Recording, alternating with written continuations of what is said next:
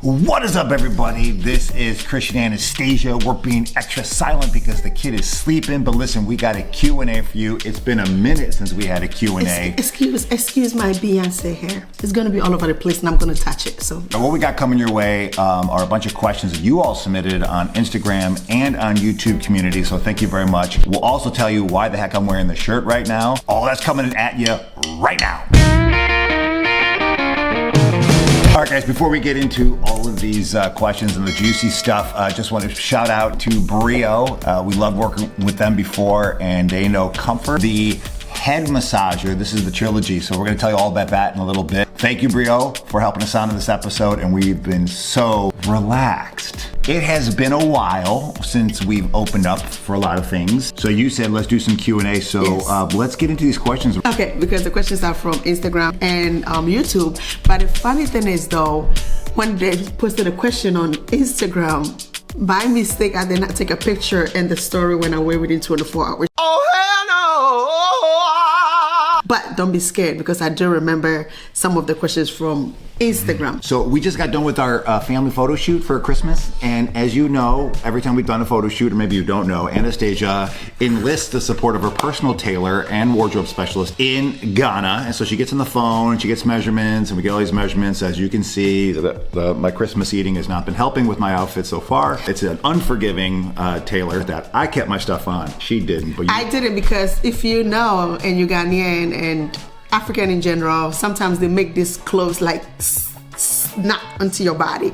You can't sit. So in order for me to be able to sit, I have to unzip it, which means I'll be showing too much. But you get to see it next week, so don't you worry. You just have to come back. Let's get to the questions, guys. Okay. How did you know Anastasia was the one? All right, I knew Anastasia was the one just because everything just made too much sense. I could see doing life together. I mean, all the other things that worked out well. I mean, the attraction was there. We had great time.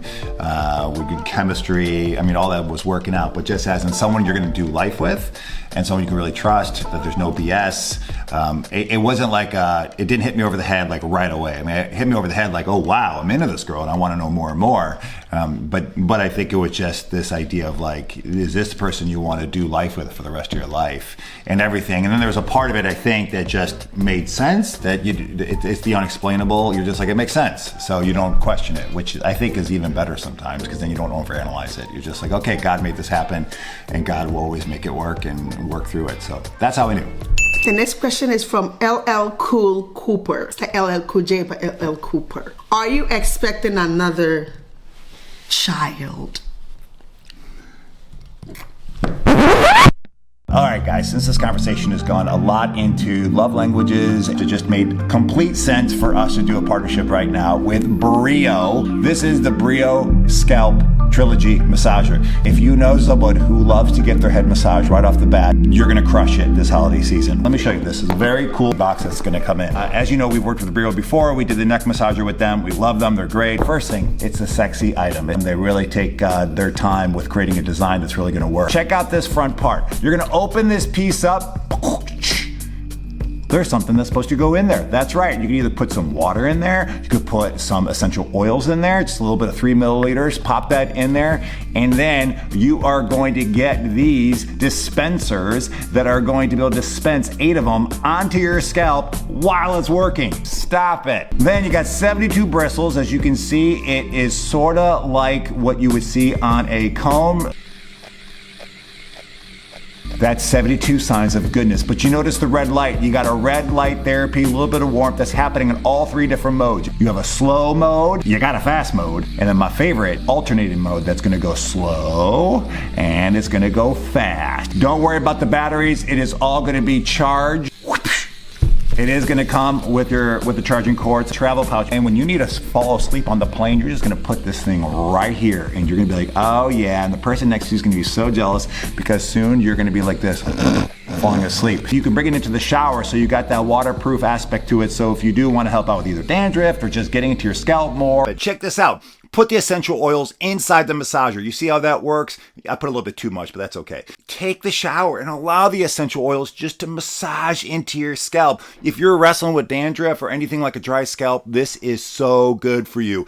And then just stay there in the shower, let it all work for you. And I'm gonna do a weird slow motion video because it just feels that good, like a slow motion video. One of my favorites is just to leave it right on my head. I even use it when I'm working on my sermons, walking around, loosen up the mind, try to open up my ideas to what's going on, trying to get new thoughts if you have a presentation.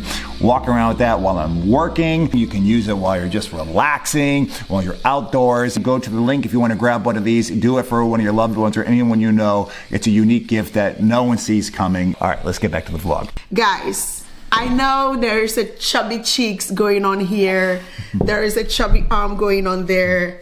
There is still, you know, the baby belly still going on there. But no, I am not expecting another child. It's called having a baby 10 months ago, 11 months ago. And after the third pregnancy, the stomach lingers around for a while.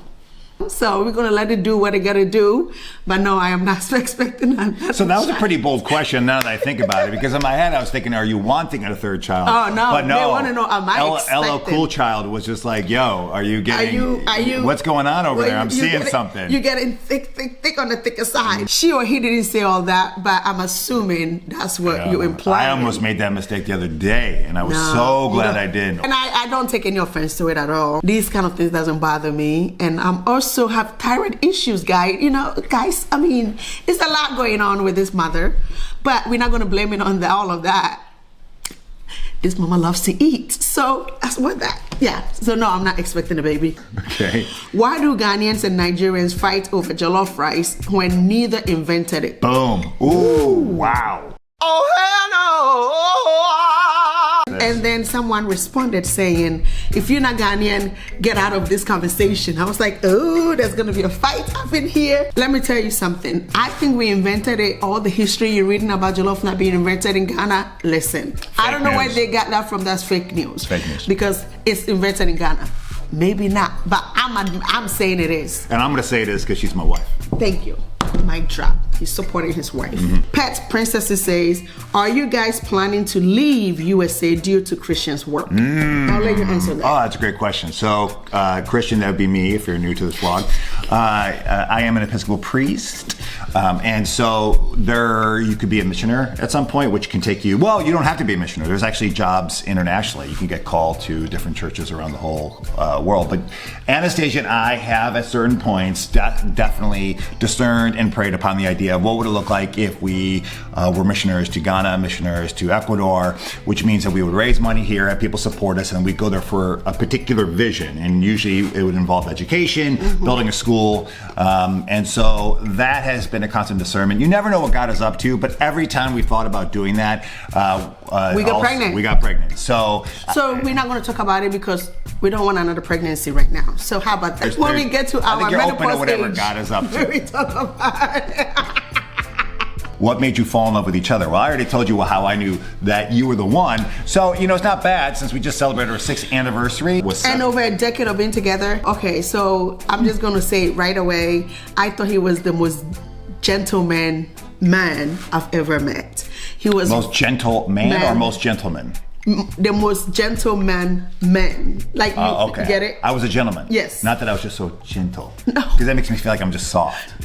It's okay to be soft. No, not that way. Okay, he's the most gentleman I've ever come across. Okay. He was very caring right away in the beginning, like how he was asking hi. Even the way he was speaking, hi, my name is Christian, nice to meet you. It was just very like a gentleman, and he stand, like Ghanaians we say, oh, you're Bema. You know what I mean? I'm the what? The Bema? What's Bema? I don't want to say you were a man. Like, you kind of stand on your grounds and approach me in a very nice way. And also, as I got to know him, I realized he's so caring. He's very thoughtful. He's a very, very caring man. He always asks, how is your day going? If there's anything that he has to do, he always asks for permission. There were so many things that I was like, this is new.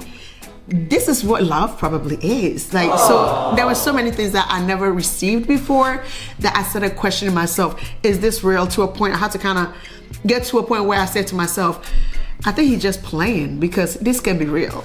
You know, that type of thing, because I never received it. Yeah, so that's what made me fall in love with you. I haven't heard some of that before. No? No.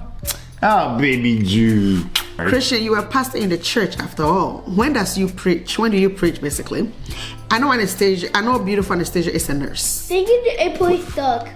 The what? A plane stuck. A plane got stuck? Yeah. Oh, Okay, no. thank you. Usually I preach every other Sunday. You can always DM us and we'll send you the link to the YouTube and the Facebook of where the services are being live streamed. So I don't work in a hospital. I don't do bedside anymore. I work for a beautiful nonprofit. So I'm in the public health sector. Loving it. Says, hi, Christian and Anastasia. Could you give me some advice on how to start dating again when your heart has been broken? Oh, sorry, Brown Girl I'm so 313. sorry. I'm going to let the professional here, who has dealt with a lot of relationship advices because of his previous, advice and relation, not because of his previous lifestyle. I was a dating coach in the past. It was a side hustle. You do want to heal. You want to heal completely before you do it. But there's a certain point where you've grieved. And what I mean by healing, I just mean grieving. Just get it all out, cry, yell, but don't lose hope.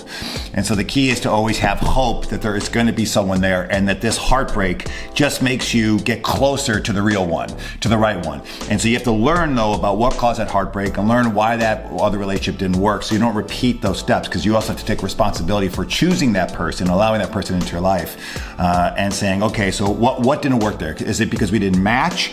And if it was just a healthy breakup, which was we just weren't a good match, then say, what were those things? And then think about those 3 non-negotiables of what you definitely need for the next person. And if the next person doesn't hit those 3 non-negotiables, you got to pass on, you got to move on, because if not, it will end in another heartbreak, because it won't be a good match. And then once you've grieved and mourned, then get out there. All right, guys, that's volume 1. Stay tuned for volume 2, which might happen in a week or 2 weeks or 3 weeks. Until then, we love you. God bless you.